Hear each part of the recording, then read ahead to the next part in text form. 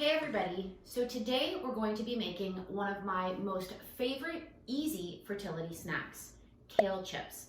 They're filled with fiber, folate, and chlorophyll, which are three key ingredients for preparing the body for pregnancy.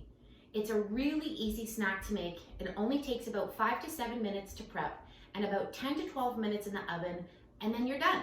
You can have it as a delicious snack in the middle of your day, or you can also pair it with your lunch or your dinner to really boost up that folate and fiber within each meal. I like to spruce up my kale chips with some nutritional yeast and hemp hearts to really add a little bit more flavor and even boost more fertility boosting nutrients.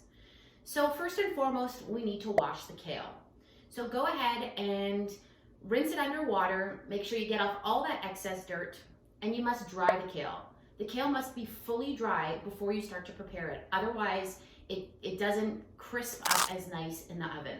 So as you can see here, I've already washed the kale. I've placed it face down. I've dried it, and I'm letting it actually sit on its own for about 10 minutes, just so I know it's completely dry. Now, after you dry the kale is on its rib here.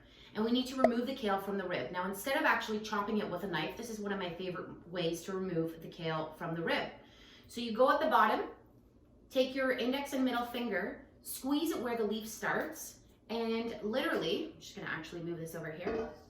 You literally squeeze all of the leaves off of the rib. Take the rib and you discard it.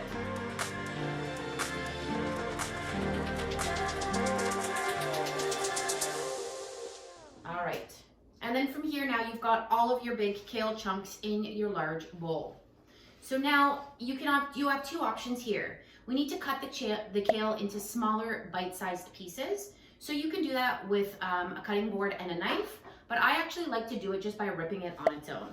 So we'll take the kale back out of the bowl, grab a big bunch of kale, grab it with your hands and just rip into small little bite-sized pieces.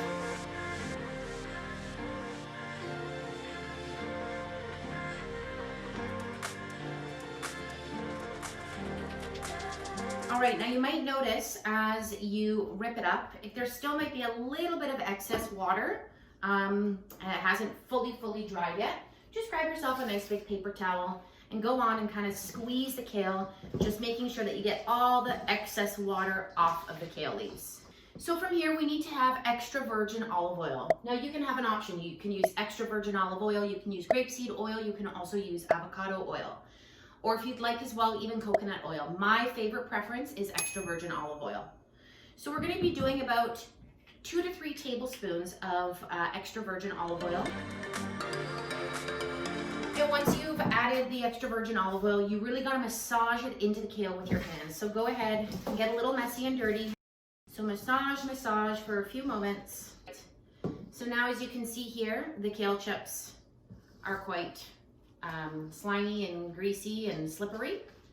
So now that it's fully covered, we can add all the nutrients, all the extra ingredients, so it will stick to the kale. And now you can get really creative on what ingredients you want to add, but like I said from the beginning, I like to just add a few key ingredients that really spruce up the kale chips. So the first one is salt. I want to make mention about salt. Himalayan salt, Celtic salt, or sea salt is amazing. Please stay away from refined iodized salt. Okay, now the thing about the salt is I've made this mistake way too many times, is do not oversalt.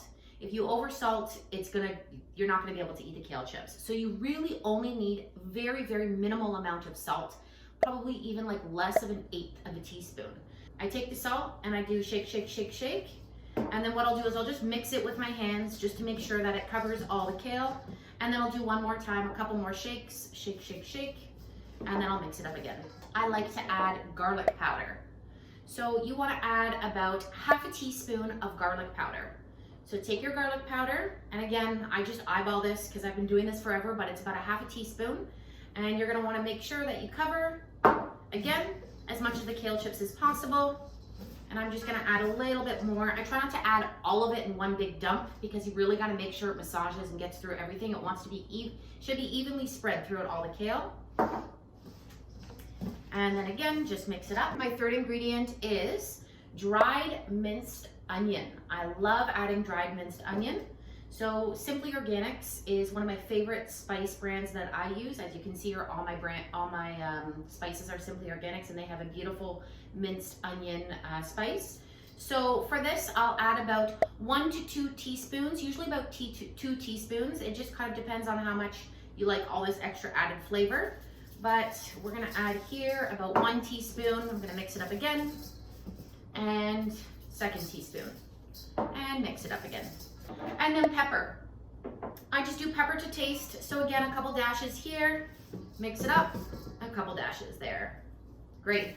And the last 2 ingredients now really boost it with more fertility nutrients.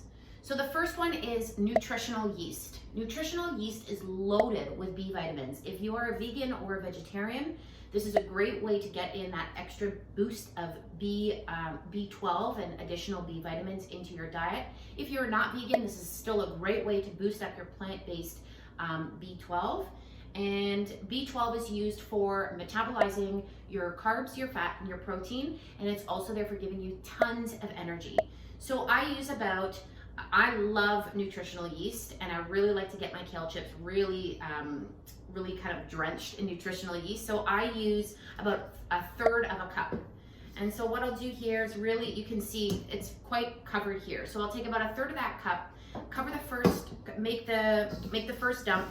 Again, mix it around with my hands, and then finish off with the last half dump. And then we'll mix it around with my hands again. So as you can see, it's fairly covered now. And then last but not least, we're gonna use hemp hearts, another plant-based source of protein, high in healthy omega-3 and omega-6 fatty acids. Again, I put this in last, really just to make sure that it gets stuck and soaked up by the kale. So go ahead and dump it all in. Give it a nice big mix around. You want to massage, trying to get all the nutrients to stick to the kale. And now we've got our preparation of kale chips. So once the kale chips are done, you want to grab a baking tray that is lined with parchment paper. You're going to take your bowl of pre-made kale chips, and you are going to lay them out nice and flat on your baking tray. Trying not to make too much of a mess here. So you want to spread it out nice and evenly. It's okay if some areas are like doubled up, but you do want to kind of spread it out as evenly as possible, just so that all the kale chips kind of get evenly cooked. So from here, you're ready to go. All you need to do now is put it in the oven at 400 degrees Fahrenheit for about 10 to 12 minutes, depending on your oven. Halfway through, give it a little mix and give it a little stir. And then about the 10 to 12 minute mark, again, depending on how crispy you like them, take them out, let them cool for a few minutes, and then you've got your fertility boosting snack. Enjoy your kale chips, everyone. I'll see you next time.